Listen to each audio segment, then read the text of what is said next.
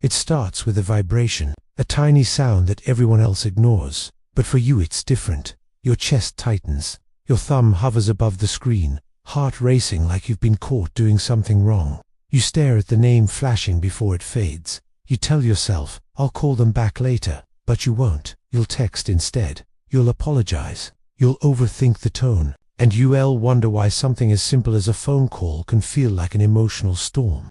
Because for you, it's not about the phone, it's about what connection once cost you.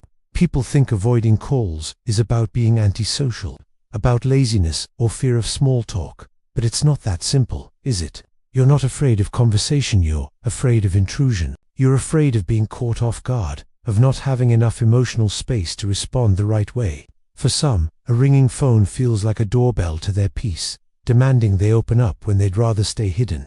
Psychologists call this a form of social avoidance, often linked to hypervigilance and emotional exhaustion. But beneath those words lies something much deeper, a learned pattern of self-protection. Because somewhere along the way, connection stopped feeling safe. Maybe you grew up walking on eggshells, never sure what mood you'd meet on the other side of a closed door. Maybe "come here, we need to talk" never meant something kind. Or maybe you learned that silence was safer than speaking, because silence couldn't be misinterpreted. Avoiding phone calls isn't about weakness, it's about emotional memory. It's the nervous system whispering, stay safe, don't be seen to suddenly. You don't hate people. You just learn to survive without constant access to them. Picture a child, quiet, observant, always alert, the type who could read a room faster than most adults. They notice the slight tension in a parent's voice, the sigh that came before an argument, the subtle glance that meant "not now." That child learned early that communication could be dangerous, that sometimes words triggered storms. So they became careful, so careful. They waited, they watched, they rehearsed what to say in their heads before speaking. They carried the emotional temperature of everyone around them like a thermometer for peace. And when they couldn't predict what would happen next, they stayed quiet. Phone calls, as adults, recreate that same uncertainty. You can't see the person's face. You can't read their expression. You can't prepare for their tone.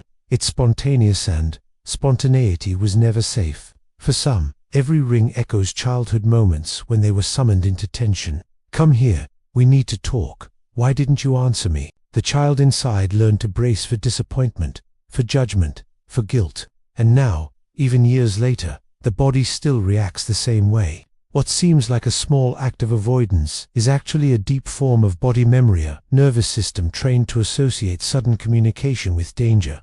So, as an adult, you find yourself texting instead. You edit your words, you control the timing. It's not avoidance, it's control. Because control feels like safety. You might not realize how this shapes your life. You might not even call it anxiety. But it's there in subtle, human ways. You might keep your phone on silent, not because you don't want to talk, but because you don't want to flinch every time it rings. You might rehearse conversations before you pick up, trying to sound calm, collected, composed, trying not to sound like the child who's still afraid of saying the wrong thing. You often prefer texting because it gives you space to breathe, to think, to edit. Texting feels like armor you can show up without exposing yourself. You may dread voicemails because they sound like echoes of expectations you'll never meet. You avoid answering numbers you don't recognize, not because you're rude, but because the unknown once hurt you. When someone insists, just call me, it's easier, you feel cornered, because for you, easier isn't always safer. You might apologize excessively during calls, saying sorry, I didn't mean to interrupt, or sorry if this is a bad time. That apology isn't for the other person, it's for the invisible ghosts of past rejection. You may hang up and instantly replay every word you said, dissecting the pauses, the tones, the imagined reactions. You walk away drained, like you just performed on stage, because you did. Phone calls become performances when you are raised to manage emotion instead of express it. You are the emotional thermostat, even through a device. The voice on the other side feels like a mirror of everything you've tried to manage: expectation, control, and emotional unpredictability. Neuroscience helps explain this too. When you hear your phone ring, your amygdala, the brain's fear center, activates. For most people, that activation fades once they realize it's harmless. But for those with histories of emotional trauma or hypervigilance, the signal doesn't shut off easily. your nervous system goes into subtle fight or flight, heart rate rises, muscles tense, cortisol spikes, because your brain has linked connection with danger. Studies from the University of Berkeley and the Journal of Personality show that people with childhood emotional neglect or inconsistent attachment often struggle with unstructured communication. Their mirror neurons responsible for empathy and social resonance become hypertuned, scanning for micro-reactions even through tone alone. Carl Jung would call this a shadow response, an unconscious attempt to avoid the pain of being misread or misunderstood. This isn't about the phone. It's about the ancient need for emotional predictability. It's about regulating your environment because your internal world was once chaos. But here's what no one tells you. Avoiding calls might protect your peace, but it also isolates you from genuine connection. You tell yourself you're fine, that you prefer solitude, that silence is easier than explaining your exhaustion. But sometimes, in the quiet between messages, you feel it's that ache of distance. The part of you that longs to be understood still whispers, maybe if I could just answer. Yet the fear wins, because for too long, connection meant correction. It meant misunderstanding. It meant explaining yourself to people who never really heard you. And so you build your sanctuary of silence. You stay within the safety of control. But inside that safety, something else quietly dies, the spontaneous, joyful version of you who once wanted to connect. The truth is, avoiding calls isn't just about anxiety, it's about grief.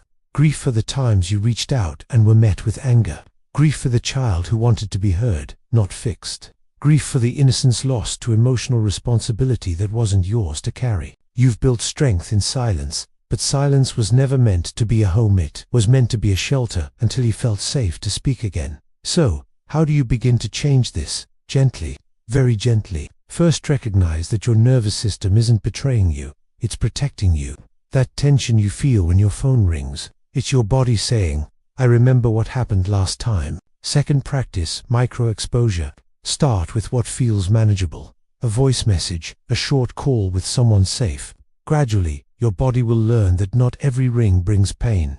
Third, heal the story. Through inner child work or therapy, talk to the version of you who learned that communication equals danger. Let them know they're safe now.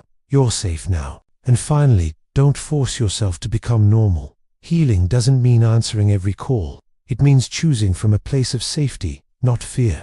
You're not broken for preferring quiet. You're simply someone whose silence once kept them alive.